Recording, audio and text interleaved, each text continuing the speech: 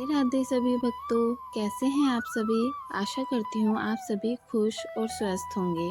आज हम श्रीमद् भागवत गीता अध्याय 1 अर्जुन विषाद योग श्लोक 25, 26, 27 और 28 के बारे में पढ़ेंगे।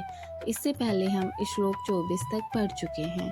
अगर आपको भी रोज श्रीमद् भागवत गीता पढ़ने का समय नहीं मिलता है तो आप हमारे साथ जुड़िए।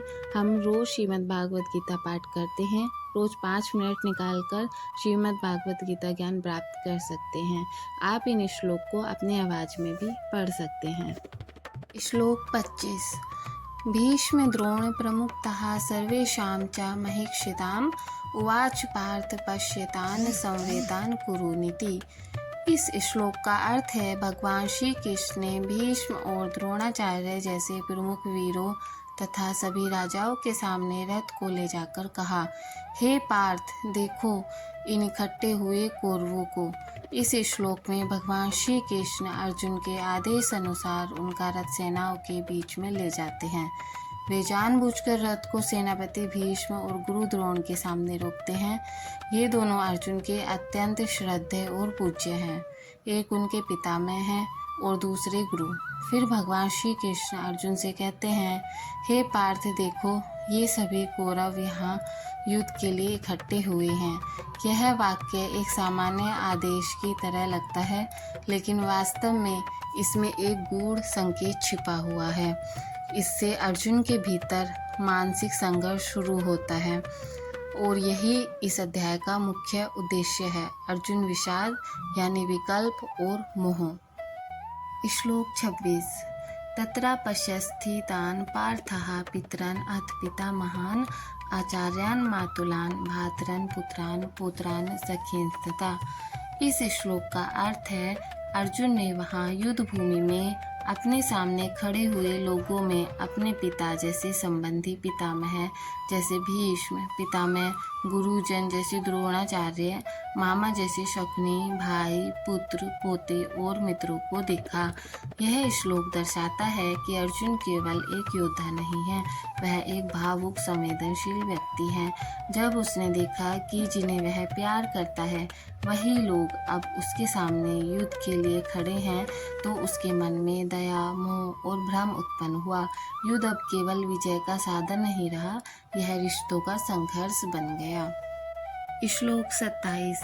तान् समीकर्ष्य स कौन्तेयः सर्वान् बन्धून् वस्थितान् कृपया वर्याविष्टो विषीदन्निदं ब्रवीत्। उन सब बंधु बांधवों को अपने सामने युद्ध भूमि में स्थिर देखकर कुंती पुत्र अर्जुन अत्यंत करुणा से अभिभूत हो गया और शोक युक्त होकर वह बोला। इस श्लोक में अर्जुन के मानसिक परिवर्तन को दर्शाया गया है। जब वह देखता है कि उसके सामने दादा, चाचा, भाई, गुरुजन, पुत्र आदि सभी खड़े हैं, तो उसका हृदय करुणा से भर जाता है। युद्ध की क्रूरता की कल्पना करते हुए वह मानसिक रूप से अशांत हो जाता है।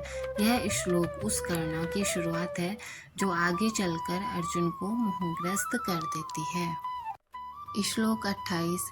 दृष्ट्वेवं स्वजनं कृष्ण युयुत्सं समुपस्थितं सीदन्ति मम गात्राणि मुखं च परिशुष्यन्ति। हे कृष्ण, अपने स्वजनों को युद्ध के लिए उत्सुक खड़ा देखकर मेरे हाथ पैर काँप रहे हैं, मेरे अंग शिथिल हो रहे हैं और मेरा मुंह सूख रहा है। अर्जुन अपने स्वजनों को देखकर मानसिक और शारीरिक रूप से व्याकुल हो गया है। यह एक भावनात्मक प्रतिक्रिया है। उसका शरीर कांपने लगता है, मुंह सूख जाता है। इससे उसकी मानसिक स्थिति का संकेत मिलता है कि वह युद्ध नहीं करना चाहता। यह मोह का प्रभाव है जो उसके धर्म से विमुख होने की ओर ले जाता है।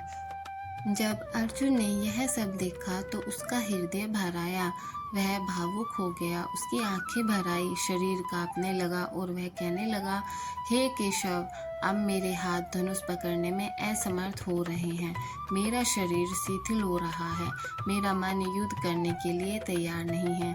जब भगवान श्री कृष्ण अर्जुन को रथ में बैठाकर दोनों सेनाओं के बीच ले गए तो अर्जुन ने वहां अपने ही संबंधियों को देखा। यह दृश्य देखकर अर्जुन का हृदय द्रवित हो गया। वो जिस युद्ध के लिए इतने दिनों से तैयार था, उसी युद्ध में जब अपनों को सामने खड़ा पाया तो उसका आत्मविश्वास डगमगा गया। उसके हाथ कांपने लगे, धनुष गिरने लगा, मन विचलित हो गया और वह कहने लगा, हे केशव, मेरे हाथों से अब ये युद्ध नहीं होगा। ये मेरे ही अपने हैं, इन पर कैसे बाण चलाऊं? यही था अर्जुन का पहला मानसिक संघर्ष, एक योद्धा का मन जब धर्म और मोह के बीच उलझ जाता है। राधे राधे।